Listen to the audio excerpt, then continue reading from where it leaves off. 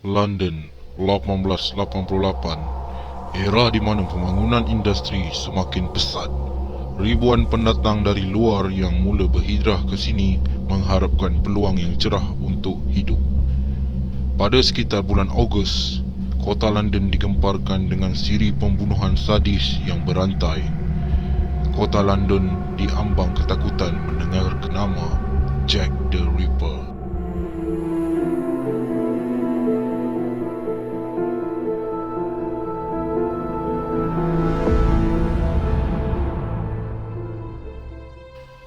Jack the Ripper mengganas di London pada tahun 1888, telah membunuh sekurang-kurangnya 5 wanita dan mencacatkan badan mereka dengan cara yang luar biasa, menunjukkan bahawa beliau itu mempunyai pengetahuan yang besar mengenai anatomi manusia. Beliau tidak pernah ditangkap atau bahkan dikenali, dan Jack tetap menjadi nombor 1 penjenayah di London dan paling terkenal di dunia. Kesemua 5 pembunuhan yang dilakukan oleh Jack berlaku dalam jarak 1 meter antara satu sama lain di dalam atau berdekatan daerah Whitechapel di hujung timur London dari 7 Ogos hingga 10 September 1888. Beberapa siri pembunuhan lain yang berlaku sekitar jangka masa itu juga telah disiasat sebagai kerja Leather's Apron, iaitu nama panggilan lain yang diberikan kepada Jack. Sejumlah surat dipercayai telah dikirimkan oleh beliau kepada polis London membongkar mengenai kegiatannya yang sangat kejam dan membuat spekulasi mengenai pembunuhan yang akan beliau lakukan pada masa akan datang. Walaupun terdapat banyak siasatan bagi mengumpulkan bukti yang pasti identiti pembunuh yang kejam ini, nama dan motifnya masih belum diketahui. Pelbagai teori mengenai identiti Jack telah dihasilkan selama beberapa dekad yang lalu, yang melibatkan pelukis Victoria yang terkenal Walter Sickert, pendatang Poland dan juga cucu Ratu Victoria. Sejak tahun 1888, lebih dari 100 suspek telah disyaki. Berikutan dari itu, ia telah menyumbangkan menjadi kepada penyebaran cerita dongeng dan hiburan mengenai kes pembunuhan misteri ini. Di hujung timur London pada akhir tahun 1888 adalah tempat yang dilihat oleh warga negara sebagai tempat menjadi kawasan di mana pendatang, terutamanya Yahudi dan Rusia, datang untuk memulakan kehidupan baru dan memulakan perniagaan. Daerah ini terkenal dengan kemelaratan, keganasan dan jenayah. Aktiviti pelacuran semakin berleluasa.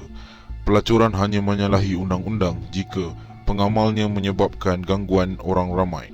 Dan ribuan rumah pelacuran dan rumah sewa rendah menyediakan perkhidmatan seksual pada akhir abad ke-19. Pada masa yang sama, kematian atau pembunuhan seorang gadis pelayan jarang dilaporkan di media atau dibincangkan dalam masyarakat.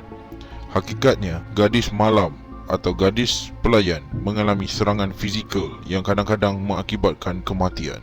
Namun, siri pembunuhan yang bermula pada bulan Ogos 1888 lebih menonjol dan sadis dari kes jenayah ganas yang lain.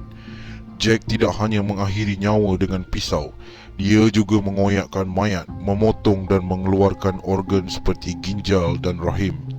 Dan kejahatannya menimbulkan perasaan jijik bagi seluruh kaum wanita.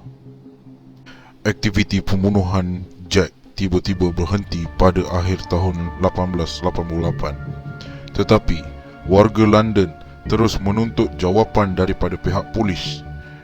Bahkan lebih dari 1 abad kemudian, kes ini telah melahirkan industri buku, filem, siri TV dan lawatan bersejarah, dan telah bertemu dengan sejumlah halangan termasuk kekurangan bukti, sejumlah maklumat yang salah dan keterangan yang palsu, dan peraturan yang ketat oleh polis.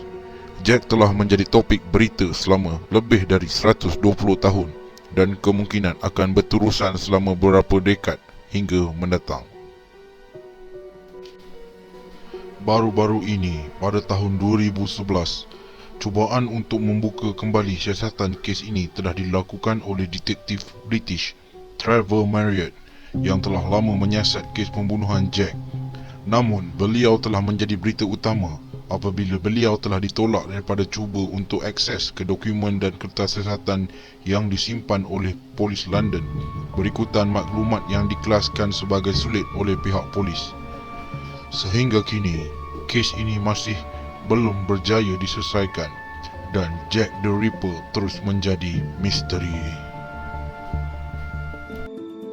Sampai berjumpa lagi di video berikutnya.